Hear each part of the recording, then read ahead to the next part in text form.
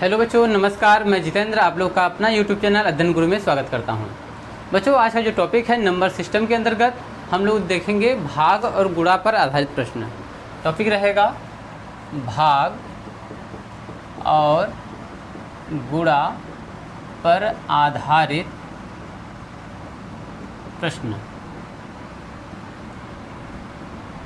तो बच्चों, पहला जो क्वेश्चन है कह रहा है किसी संख्या में 15 से गुणा करने पर एक ऐसी संख्या प्राप्त होती है जिसके सभी अंक 5 हैं, वह छोटी से छोटी संख्या कौन सी होगी। तो बच्चों, यहाँ पर कह रहा है कि ऐसी संख्या है, मान लीजिए मैं संख्या को यक्ष मानता हूँ। यक्ष में यदि 15 से गुणा किया जाए तो इसके जो गुणनफल मिलेंगे वो सभी 5 होंगे, पर कितने 5 होंगे मुझे नहीं पता है। तो हम यहाँ पे 5 5 5 ऐसा कुछ डॉट डॉट करके लिख लेंगे, ठीक है। यानी कि मुझे कह रहा है कि किसी भी संख्या यक्ष में 15 से गुणा करने पर इसके सभी गुणनफल 5 प्राप्त होते हैं, तो वह संख्या कौन सी होगी, ठीक है। तो यक्ष का मान हमें निकालना है। तो x इक्वल टू क्या हो जाएगा, चलिए 5 5 5 डॉट डॉट डॉट अपान में 15, यानी कि हम 5 और भी ले सकते हैं, ठीक है। चलिए और भी ले लेते हैं, क्योंकि मुझे नहीं पता है कि क्या आने वाला है। चलिए अब 15 से करते हैं भाग। 15 या 45 बचेगा 10 बचेगा और बचेगा यानी कि 10 के बाद 5, 15 का 90, 15 7 105, 15 7 105, यानी वह संख्या होगी 37। कैसे, देखिए जब हम 5 5 5 डॉट डॉट डॉट करके जब भाग देंगे किससे, 15 से, तो 15 या 45 हो जाएगा 0 1 5, 15 7 105। जब एक कट गया तो अगला 5 आने की ज़रूरत ही नहीं है, ठीक है। तो कह रहा है कि वह छोटी से छोटी संख्या क्या आ गया है, वो आ गया है 37 यानी कि 37। यदि हम 37 में 15 से गुणा करें तो सभी अंक इसके 5 5 प्राप्त होंगे। तो बच्चों अगले क्वेश्चन पर आते हैं। क्वेश्चन नंबर 2 कह रहा है 1597 के निकटतम और इससे छोटी संख्या ज्ञात कीजिए। यानी इस नंबर से छोटी या निकटतम भी होना चाहिए जो 18 से विभाजित हो जाए। बहुत आसान सवाल है, जितना भी इसका शेषफल बचेगा उसको हम घटा देंगे इसी नंबर में से, तो हमें प्राप्त हो जाएगा। चलिए इसको जो है दूसरा क्वेश्चन करते हैं। तो क्वेश्चन नंबर क्या है, 2 है। कह रहा है 1597 में यदि हम 18 से विभाजित करें तो वह संख्या क्या होगी। तो इसको हम ले चलते हैं 8 बार। 8 8 64 कैरी 6, 8 6 14, माइनस कर दीजिए 5, इसको माइनस कर दीजिए 1 कट जाएगा 7 बार, ठीक है। फिर ले चलते हैं 8 बार। 8 बार में फिर 144 हो जाएगा, माइनस कर दीजिए 3, यहाँ पर 1 यहाँ पर कटेगा।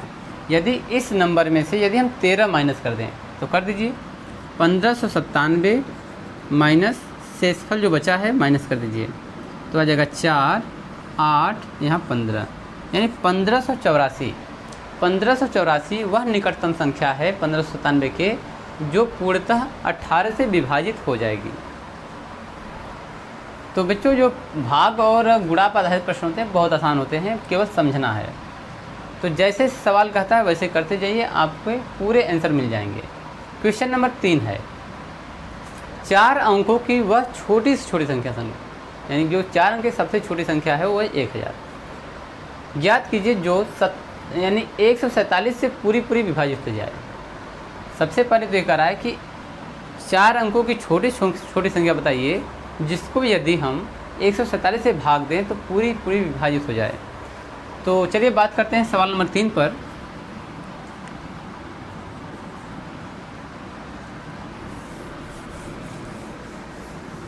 तो तीसरा है 4 अंकों की सबसे छोटी संख्या। 4 अंकों की सबसे छोटी संख्या होता है 1000। अब यदि 1000 में हम 1 भी कम करेंगे तो यह 4 अंकों का नहीं रहेगा, यानी जो संख्या होगी वह इस नंबर में यानी 1000 में कुछ न कुछ ऐड करना होगा, तभी वह 147 से पूरी विभाजित हो जाएगी। तो बच्चों करते हैं 1000 में 147 से भाग, इसको ले चलते हैं 7 बार। तो 7 से 49, 7 चौक 28, 4 32, 3 आए करी, 7 3 10। देखिए जो 1029 है यह जो है इस नंबर से ज़्यादा है, ठीक है। तो इस नंबर में से हम उल्टा घटा देंगे तो 29 आ जाएगा। यदि 29 ही 1000 में ऐड कर दें तो आ जाएगा 1029।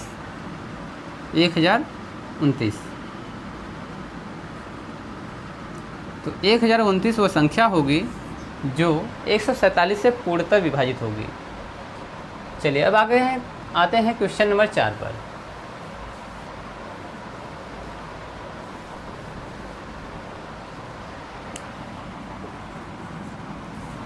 क्वेश्चन नंबर 4 है 5 अंकों की वह बड़ी से बड़ी संख्या ज्ञात कीजिए जो 105 से पूरी विभाजित हो जाए।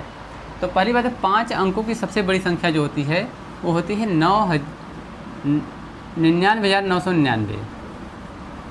5 अंकों की सबसे बड़ी संख्या। अब यदि इसमें एक भी ऐड करेंगे तो 6 अंक हो जाएगा, इसलिए जो संख्या होगी यह इससे छोटी होने वाली है। तो 105 से विभाजित करना है तो 105 से हमें डिवाइड करना पड़ेगा। तो 99,999 को हम 105 से करेंगे डिवाइड, तो लेके चलते हैं कितनी बार, 9 बार। 9 × 5 = 45, 9 × 9, तो यहाँ पर आएगा 4, यहाँ पर भी आएगा 5 और यहाँ पे कट जाएगा। चलिए यहाँ पर फिर 9 आ गया। अब ले चलते हैं 5 बार। तो 5 × 5 = 25, 5 × 1 = 5, माइनस कर दिए 4, यहाँ पे 2, यहाँ पे कटेगा। फिर आएगा 9, ले चलते हैं कितनी बार, 2 है तो 2 बार ले चलते हैं, 2 बार। तो 5 दूनी के 10, 2 घटा दीजिए, हो जाएगा 9, यहाँ पे 3, यहाँ पे कट। तो यदि हम 99,999 में से 39 को माइनस कर दें तो वह संख्या हो जाएगी यहाँ पर A, यानी 99,960। 99,960 में यदि हम 105 से भाग करें तो वह पूर्णतः विभाजित हो जाएगा। तो उसमें से हमें 39 को माइनस करने पड़ेंगे। बड़ी से बड़ी संख्या में से 5 अंकों की बड़ी संख्या में से 39 माइनस करेंगे तो हमें ये प्राप्त हो जाएगा। क्वेश्चन नंबर 5 है, बहुत इंपॉर्टेंट क्वेश्चन है। दो संख्याओं का गुणनफल 845 है। बड़ी संख्या में छोटी संख्या से भाग देने पर भागफल 5 प्राप्त होता है, तो संख्याएं ज्ञात कीजिए।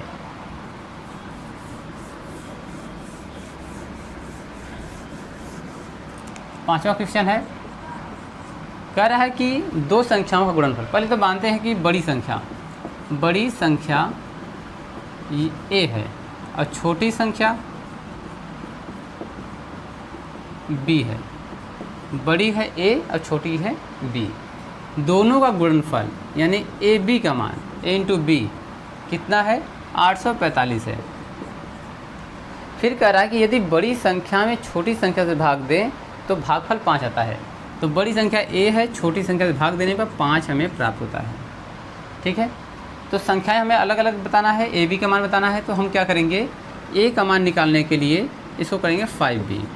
हमने 3 गुणा कर दिया तो A का मान आ गया 5B।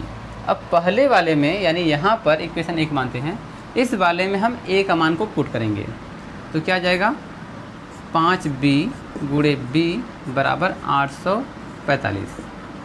तो 5B/2 बराबर 845, B/2 बराबर 845 बटे के 5। 5 से भाग कर दीजिए, 5 × 5 बचेगा 3, 5 × 30, 30, 5 × 9 45, यानी B/2 = 169 यानी कि 169। अब हमें B का मान चाहिए, तो B का मान ज्ञात करने के लिए B बराबर √169 आ जाएगा। B = √13 × 13 और B की वैल्यू आ जाएगा 13। तो जो छोटा नंबर है वो 13 है। ठीक है, अगर बड़ा नंबर हमें निकालना है तो A हो गया बड़ा नंबर। इसी में हम A बराबर 5 × 13 कर देंगे, 13 × 5 = 65।